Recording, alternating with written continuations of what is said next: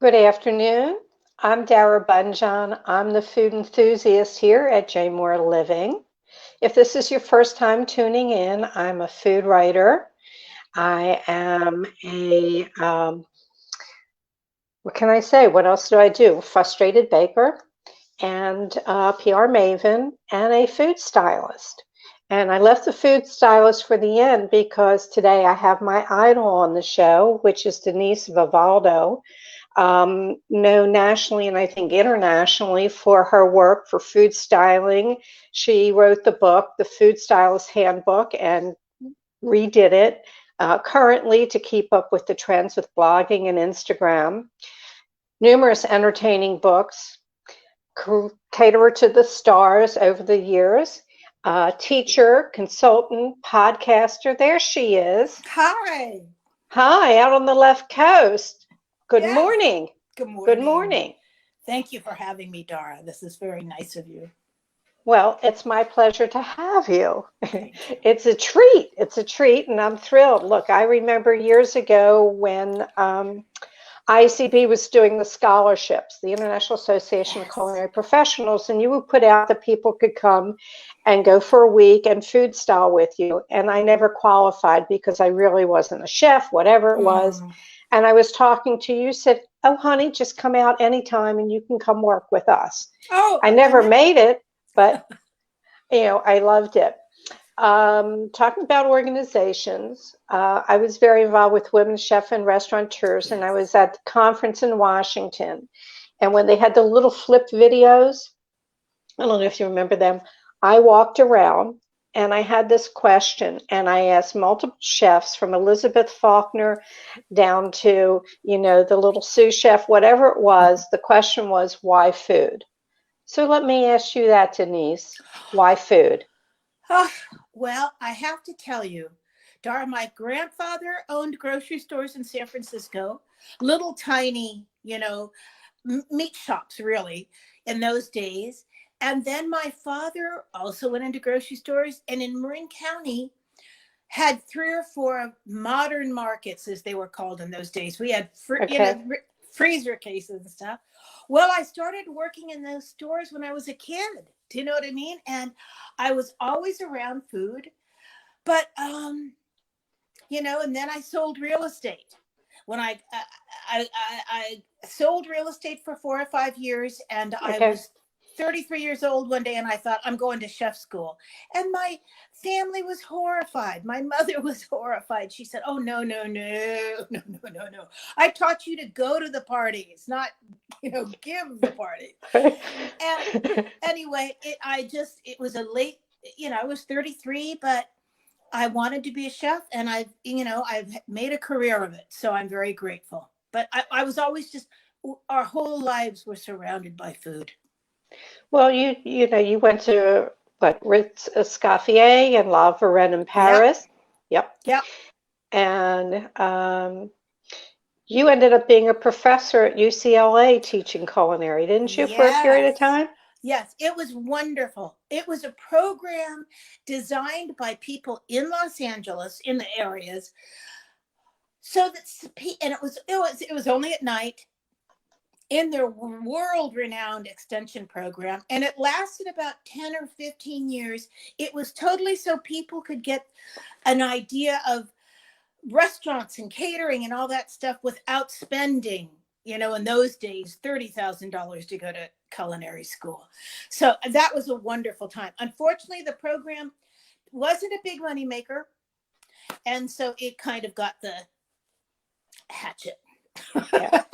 Well, it was a great um, platform for you because Yes. you teach people food styling. And I was going to get to this a little bit later, but before I forget about it, you have some seminars that people can buy. There's one that's free on Podia, podia.com, and Jen eventually will be floating that up in the notes. Thank you. But let's talk about that. I keep losing. This is a famous Oh, thing. dear. There's always earphones, earpods. They hate me. They hate me. Um, We started so we years ago. I'm not kidding. A decade ago, somebody offered uh, to sponsor some food styling classes online. But since Cindy, who's worked with me for 20 years, and I teach workshops, I thought, I don't care if they're online. And half the fun of it is meeting people that come to the workshop. So I've been teaching workshops for 10 or 15 years. Now they've gone international because Dara, Americans, food styling for the camera is an American invention. Okay.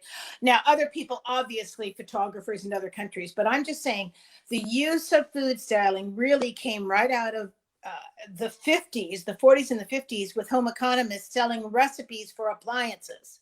Okay, that's where it came from. So home economists were the first food stylists. But the bottom line is now with quarantine, I would get, I don't know, I get 10, 15 texts or emails a week from all over the world saying, aren't you going to be teaching a food styling course? Because I've taught in Singapore, Sydney, London, London, Paris, Saudi Arabia. I went to Saudi Arabia 2 years ago. So I've taught a lot in a lot of different places. And it's always the same. It's so amazing. We may be from different countries, but they're the same people. Do you know what I mean? They're people that love food. It's this, we're all the same. That's what I always say. We're so similar. So this, all of a sudden, as the quarantine has gone on and on and on, Cindy and Patty, both of them that have worked for me for many, many years, they've been the engineers, they've been the DPs, and we put together with their phones these courses, and we just launched it this week. Yes, the first one is free, and we're going to have many freebies. And then the technique of food styling, how to do this, is all really geared for commercial food stylists. Okay, people that are and the reason for that, editorial is great and blogging is great and all that, but commercial for big corporate clients, that's where the money is, and that's where your career is the most secure. Okay, that's once you get some big clients, until you don't want them anymore, chances are you've got them. So that's why. So we launched 3 of them: how to paint a perfect chicken, how to build a hamburger, and how to twirl pasta on the plate this week, and people are signing up, and Podia is the platform that keeps track of everything, and you can watch the videos. That's why we picked this one more than once. They're under an hour, but I have to tell you, and you know this, Dara, from being a food stylist, you learn from every single job you take. Well, the same every time we had people come to our workshop 2 and 3 times, and the third time, and it was always similar workshop. One of them is now doing gorgeous work in San Diego. She runs the newspaper pages of food that's left. And she said, because I kept missing things, Denise, and I realized that every time I came to another class, I got something else from it. So the idea that people could watch these more than once is why I'm hoping this platform will be successful. Well, I'm sure it will. And I remember when the original version came out of the Food Stylist Handbook, I had gotten that. But it was, maybe 2 years ago, it was reissued, version 2.0, geared to the food bloggers, the Instagrammers, to give them tips. And because the market had changed so much because of the explosion in Instagram, but also we added a whole chapter on photography. Using a regular, 35 millimeter camera with this DSLR, or we put a whole bunch of stuff for iPhone users or phone photographers in there, because a lot of people are doing both. In my generation, I was never a photographer.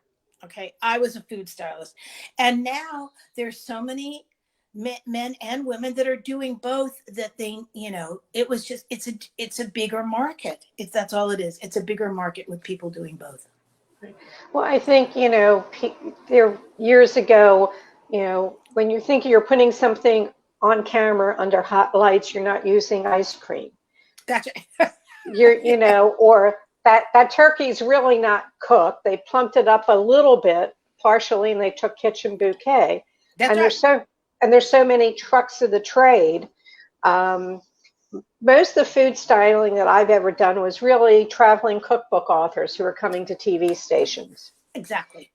And, they couldn't come in, and, I worked with a lot of them. Some of them, I'm not a great baker, and I worked with Nick Maggieri, and I was like shaking, that everything would turn out. But, I learned some of them. I was helping out Stephen Reichlin. His personal assistant got sick last minute. He's filming Primal Grill. My girlfriend was the producer. I went to Tubac, Arizona, and I was his PA. But when they were doing the beauty shots, something came up, and they wanted to do the shot of salsa. And I looked at the bowl, and there's very little salsa, so I just took paper towels and put it in the bottom so it filled the bowl. And food styling is problem solving. Am I correct? Oh, you just said it.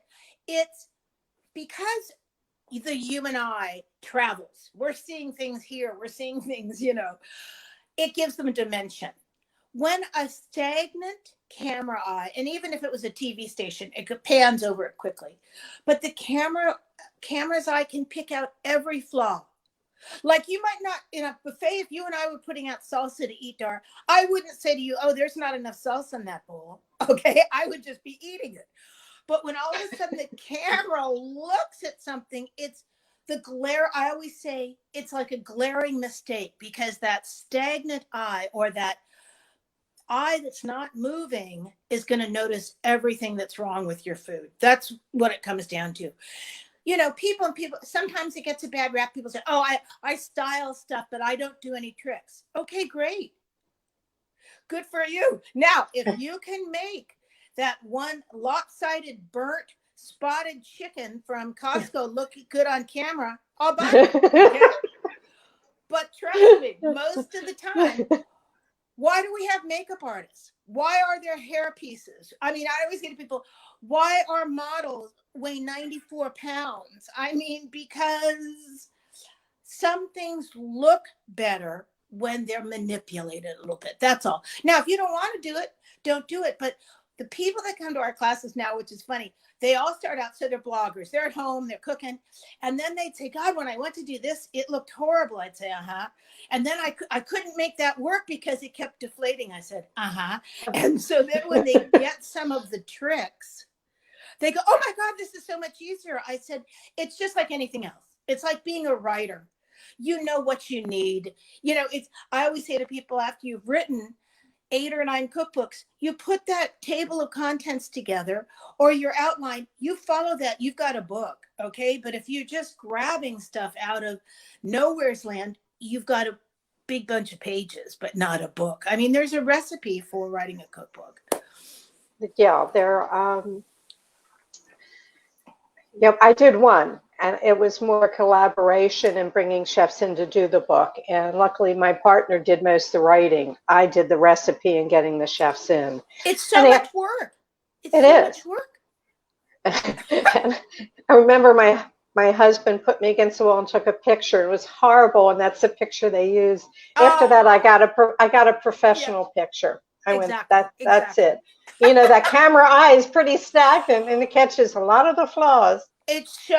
It's not right, okay? And sometimes I had a shot recently that someone took, and the photographer called me and said, Denise, do you want me to work on it a little bit? I said, yeah, I want 50, okay?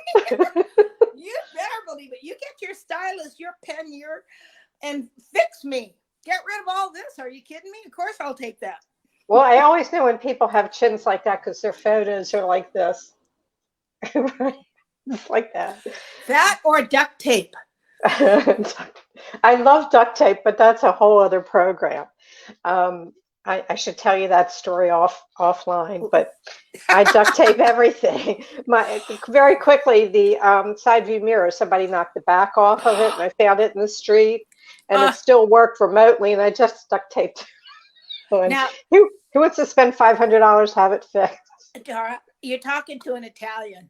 I grew up with duct tape, okay? My parents are the type that said, that looks like it could be infected. And my father would like wrap duct tape. I would say, Dad. No, I know duct tape. My father We had the patent drug and luncheonette, and I might have told this story before, at 31st and St. Paul near Hopkins Oh University. God, how So we, fabulous. we would have all kinds of students come in. It was not huge. And my father was not a pharmacist, but they would call him Doc, and they come in no matter what was wrong with him. It was milk and magnesia. They had to hang their milk and magnesia. Whatever it was, he gave him milk and magnesia. So that's a repeat of that story. But I know, we grow up and our parents were fun and we have Absolutely. different stories, and nothing wrong with being Italian. I married one, I so yeah, I agree with you. As Italians and Jews were sort of linked at the hip. so my husband, of course, is Jewish. He always says the same thing to me because Jews, Italians, we're all the same, but you guys have more fun. I said, we do seem to have a little more fun. Yeah, well, depends which Yeah. side of the synagogue you're sitting Yeah. on. um, let's talk. You did a number of books about entertaining, keeping it simple, keeping it cost effective. We have Valentine's Day coming up.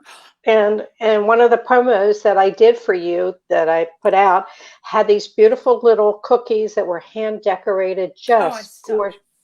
I saw you. It was such a nice ad that you put up. It was beautiful. Thank you.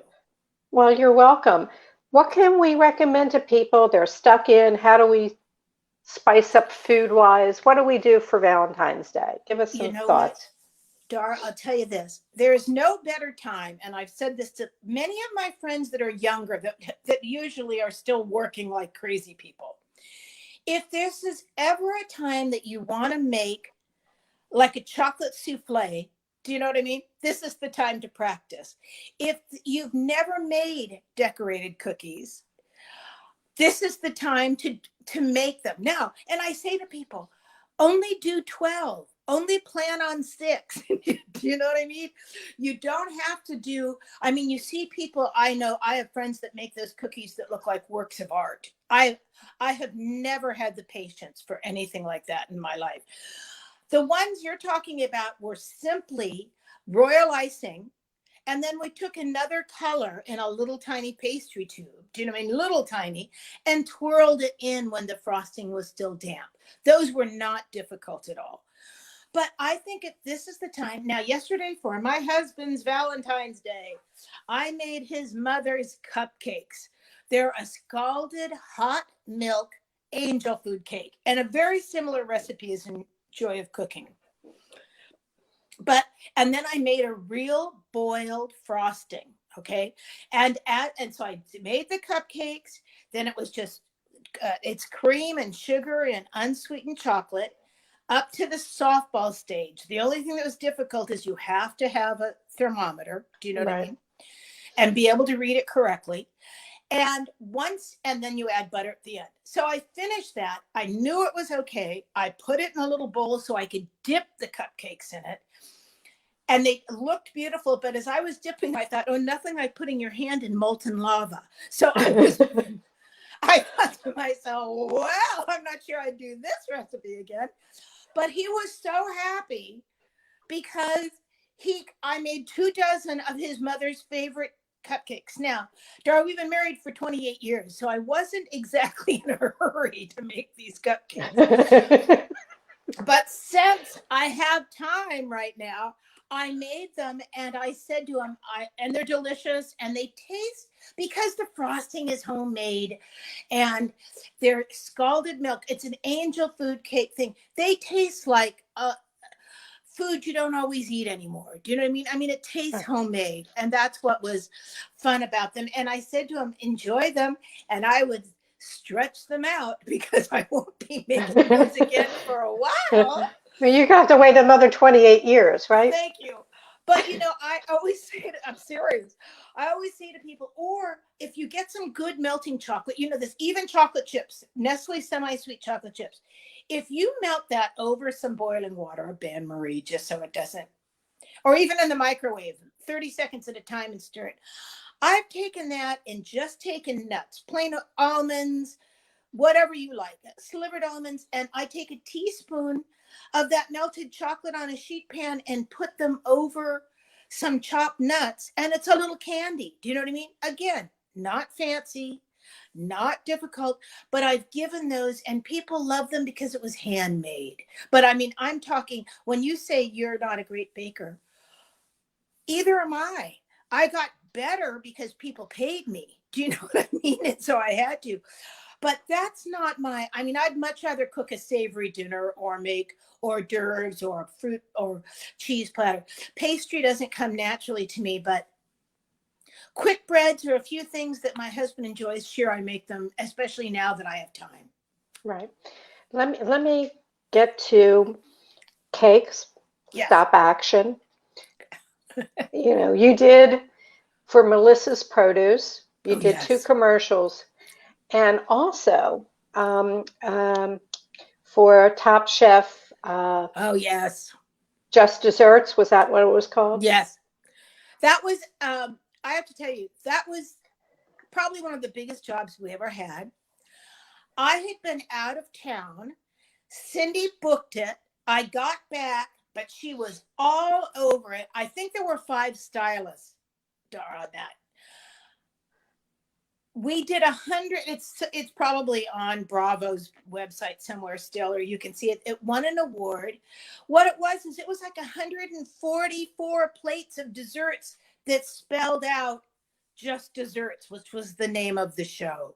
So that was the promo. And the stop animation was different chefs' hands were putting them in place to make this thing. It took 5 days to film that. 5 days to film 1 minute. But it was very effective and it did win an award. And it was an engineering feat to figure out. The art department gave us the stencil that was this big to cover the 144 plates. So we knew what was going to be on each plate, but then we had to design a dessert that worked, that made up the letters. It was a big deal. If people can see it before I forget, they can go to, okay. Denise's website is denisevivaldo.com. Her business, more or less, is denisevivaldogroup.com. And we want to talk about, you do a podcast, and it's, let's see, women beyond a certain age. Yes. That wouldn't be me. I know. I mean, I'm almost too young to be the host. But you have a lot of culinary people on there, and it's a mixed bag. And we're talking about what life is like as we go, as we mature. Yes. The younger people they're clueless. We have a lot in our background. But I want to tell people to go to the podcast. All you have to do is, there's a Facebook page for everything. Yes, with that's Denise. exactly. Everything you want to find, it's going to be floating up. I see it coming up here. And I got a note in here. Somebody sent a note that there's a website where you can go. It tells you all the things you can do with duct tape. So that has come in. So I keep looking. If you see me turning off, we're doing that. And I'm glad you brought up Cindy's name, because she's been with you a number of years and she's doing so much for you. But you're the one I sort of know, so. How lovely of you. Thank you. No, I know. Cindy, you know what? Cindy and I have been a partnership for like 20 years. I've just been, she went to the same school that I went to.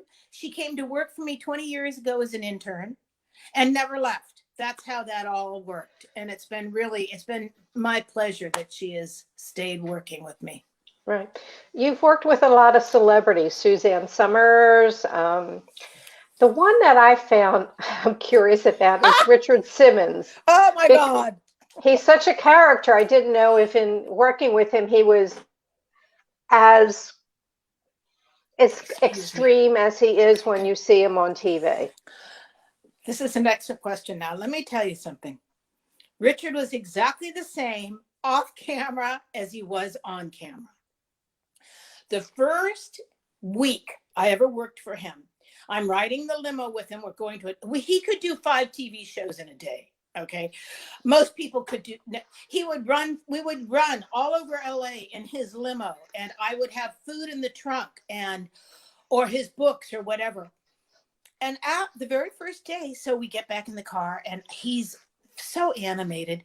And I kind of patted his hand and said, Richard, you don't have to be on for me.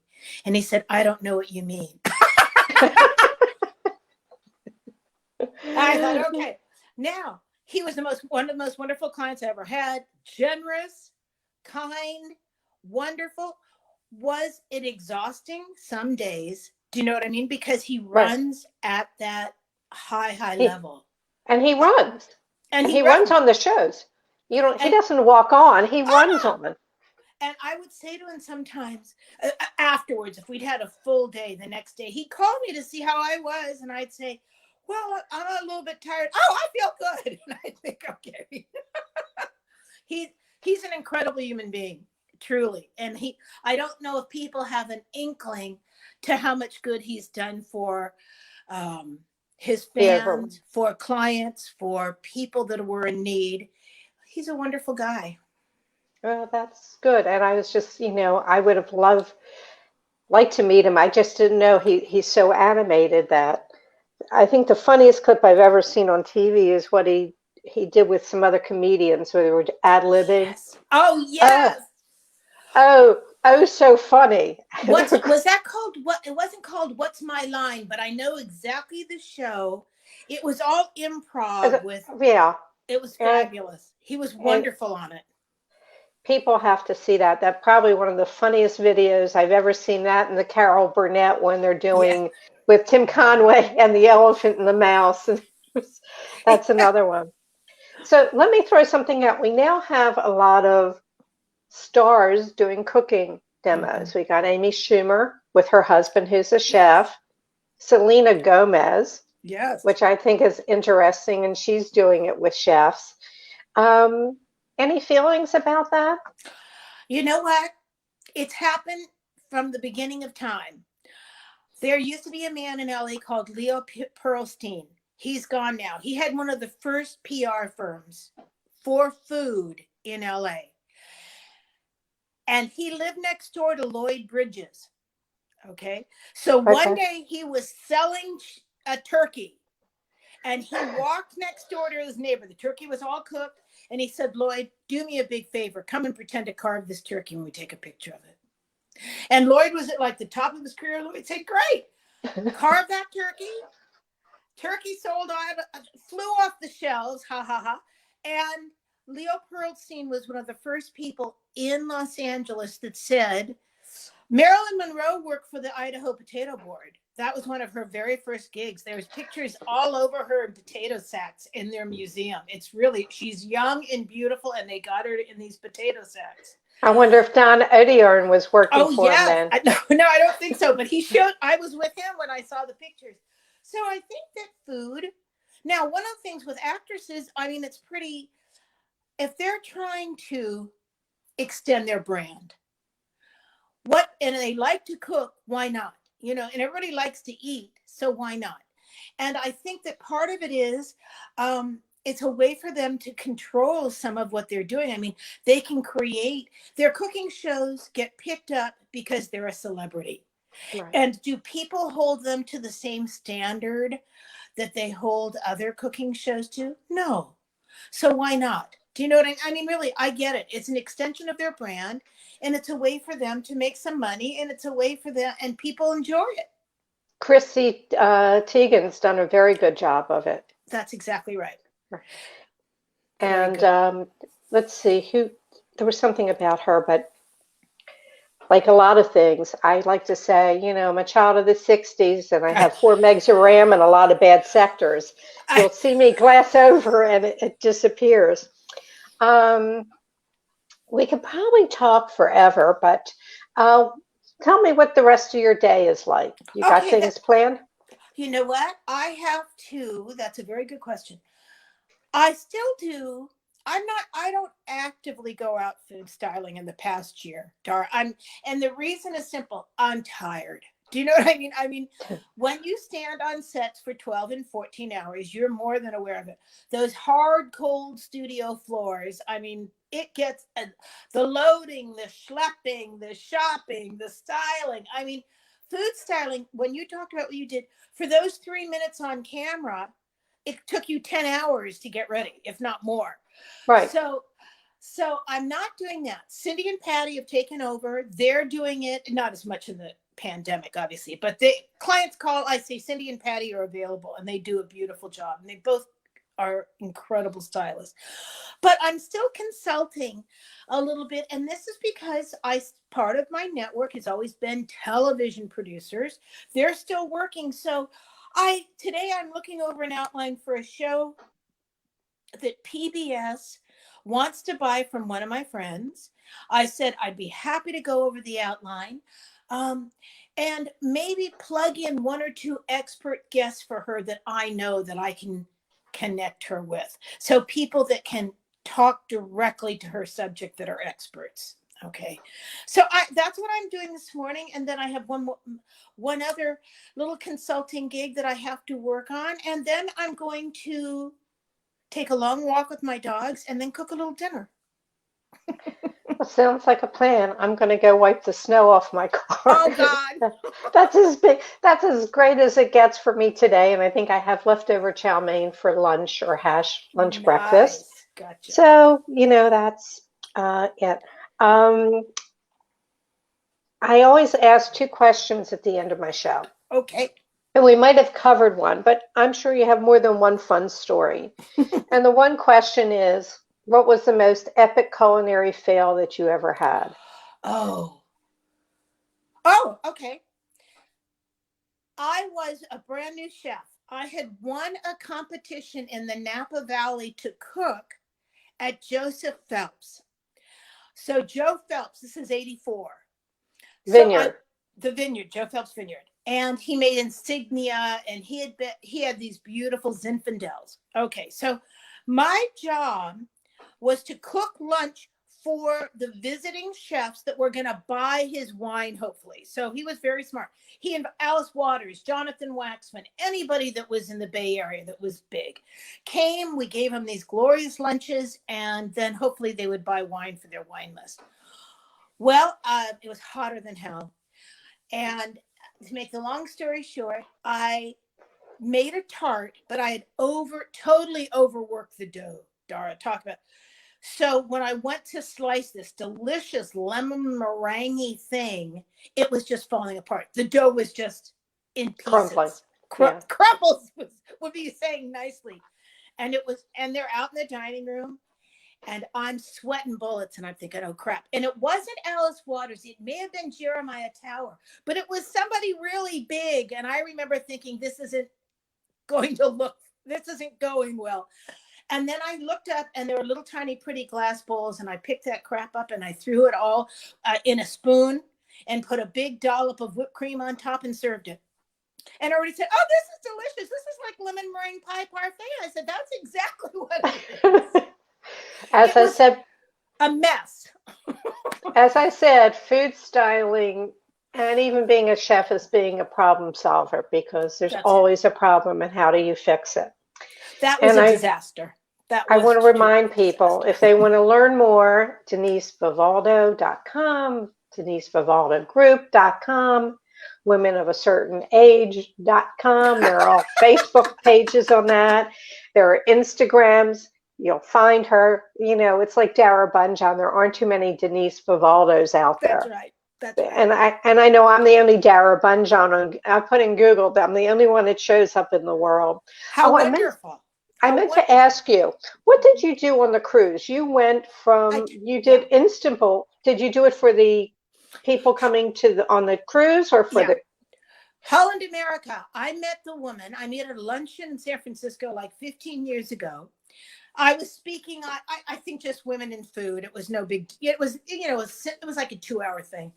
And I spoke for 15 minutes, and I sat down, and the woman who'd been sitting next to me said, hi, I hire chefs to teach classes on Holland America. Would you like to? And I said, I would love to. So for about 14 years, 2 or 3 times a year, I taught on Holland America on their world cruises. They would bring in, this program's gone now, they would bring in chefs from all over. all different ages, all different cuisines, and they were just free classes on board for the clients. And Dara, when that program was shelved, it was the saddest day of my life. Do you know what I mean? Because they gave me a suite, they gave me wine, they gave me parties, they gave me, a stationery with my name on it. Sometimes my husband went with me, sometimes my best friend, sometimes my sister. It was the best gig I ever had in my whole life. I cried when it ended. It was the most recent one. You ended up going to Istanbul, didn't you? Yes. That was on Viking. That was extraordinary. Yeah. That's a goal of mine, and it sounds a little crazy, and I might be going to Turkey in November. Good. I have a friend who's from there. The family's well-to-do, and he says you should go. And, I want to see the market. I hear absolutely insane.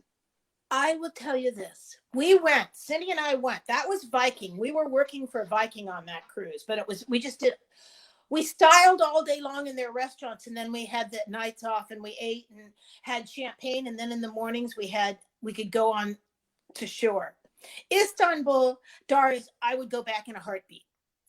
We went between those two horrible bombings, one in the mosque and one in the airport. And my husband said to me, "Do you think this is really a good idea?" And I said, "I'm never going to get this opportunity again." And we went, and the people are lovely, and it's a beautiful country, and the food is exquisite. And all I can say is go. If you have the opportunity, you will love it. Okay. Well, since it's got your endorsement. Oh, my final question, though I have tons of them on the show, is what didn't I ask you that I should have? Well, the only thing what didn't you ask me was this.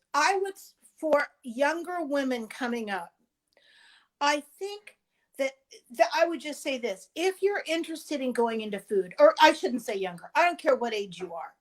If you love food and you want to be a food writer, do you know what I mean? And you're 70, but you think you've got, or if you want to work in a restaurant, or you want to learn to be a baker, I would pursue those things. Physically, I would say you'll last 3 months as a baker if you're 70 years old. You know what I mean?